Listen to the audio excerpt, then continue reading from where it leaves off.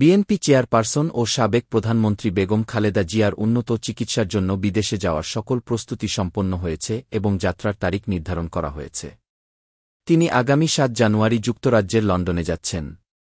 বুধবার ২৫ ডিসেম্বর দুপুরে তার ব্যক্তিগত চিকিৎসক আল মামুন এই তথ্য নিশ্চিত করেছেন। হজরত শাহজালাল বিমানবন্দর থেকে এয়ার অ্যাম্বুলেন্সের মাধ্যমে যাত্রা করবেন বেগম খালেদা জিয়া। তার সঙ্গে ১৬ সদস্যের একটি টিম সফর করবে। জানা গেছে, সফরসঙ্গীদের মধ্যে থাকবেন বেগম জিয়ার ছোট ছেলে মরহুম আরাফাত রহমান কোকোর স্ত্রী সৈয়দা শর্মিলা রহমান, বিএনপির চেয়ারপারসনের ব্যক্তিগত চিকিৎসক doctor A Z Zahid Hossain, doctor Mohammad Enamul Haque Chowdhury, Tabid Mohammad Awal, Fakhruddin Mohammad Siddique, Mohammad Shahabuddin Talukder, Nuruddin Ahmad, Mohammad Zakir Iqbal, Mohammad Al Mamun, Sharifa Karim Swarna, চেয়ারপারসনের ব্যক্তিগত কর্মকর্তা এবিএম আব্দুস সাত্তার, মোহাম্মদ মাসুদুর রহমান, এসএম পারভেজ, ফাতেমা বেগম এবং রূপা শিকদার।